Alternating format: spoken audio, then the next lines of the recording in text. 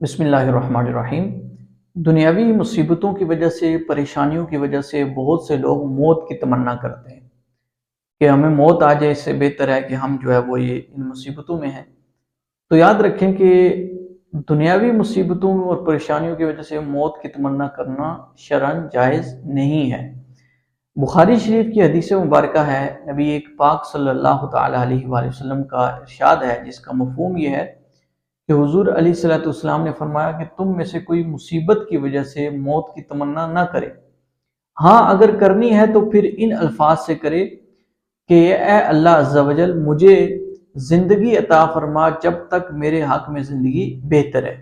اور مجھے موت عطا فرما اس وقت کے جب میرے لیے موت بہتر ہو۔ تو ان الفاظ سے کر سکتے ہیں، لیکن ویسے ہمارے ہاں تھوڑی بہت مصیبت کی وجہ سے